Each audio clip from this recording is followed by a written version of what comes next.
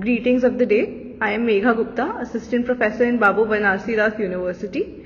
Today we will be studying definition, nature and objectives of Niqah. In this lecture, we will be covering the definition, the nature, the objective and the essentials of a valid Niqah, namely proposal and acceptance, competency of parties, free consent, dower and free from legal disabilities. The word Niqah finds its origin in the Arabic language and means a union of the sexes. It is described as a contract to legalize sexual activity and childbearing.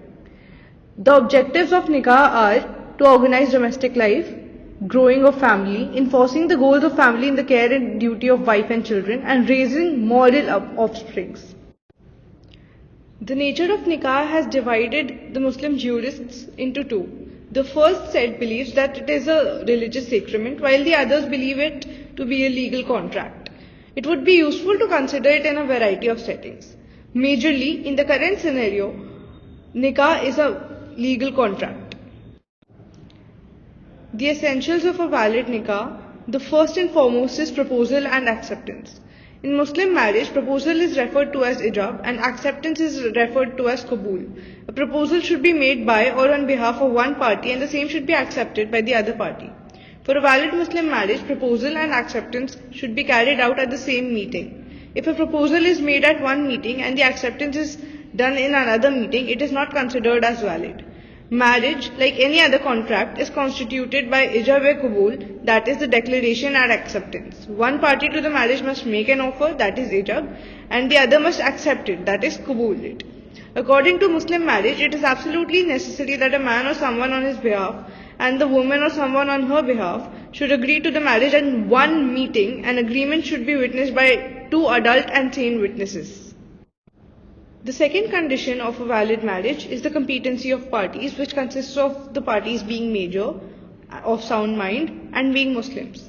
With regard to being major, in the case of Muhammadan Ibrahim versus Atqiya Begum, it was held that the girl is considered to have attained the age of puberty if she has attained 15 years of age or started puberty at an earlier age. The same rule is also applicable to Muslim boys. In the absence of contrary, a Muslim is considered to have attained the age of puberty at 15.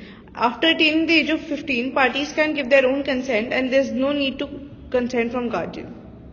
However, child marriage is prohibited in India and therefore people below 18, girls below 18, cannot get married.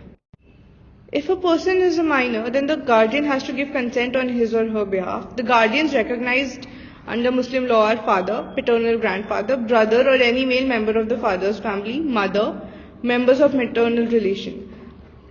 These guardians are related in this order of priority. The next is soundness of mind. At the time of marriage, both the parties should be of sound mind. A person of unsound mind has no capacity to enter into a contract, and in the eyes of the law, his consent will be considered as no consent. Unsoundness is of two types, that is idiocy, that means complete abnormal state of mind. Persons belonging to this category are incompetent to contract. And second is lunacy, that means curable mental disease. A lunatic can enter into a contract at the time interval in which he behaves like a sane person. In order to be governed by the rules of Niqah, the parties must both be Muslims.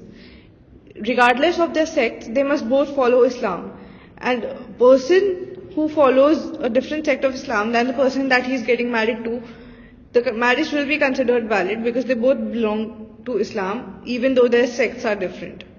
For a valid marriage, pre-consent of the parties is also a must. If the consent is obtained by means of coercion, fraud or mistake of fact, it is considered as invalid and the marriage is considered as void. In the case of Muinuddin versus Khatija Bibi, the court held that a marriage is invalid if it is held without free consent of the parties.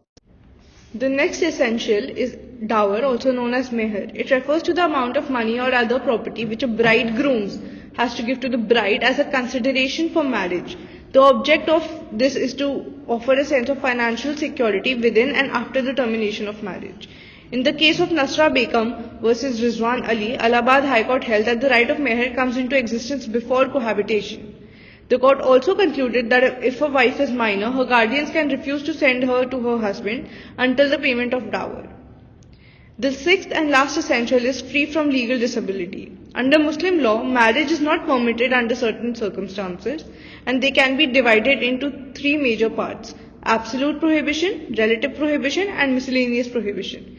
These prohibitions are discussed in detail in the next video. Thank you.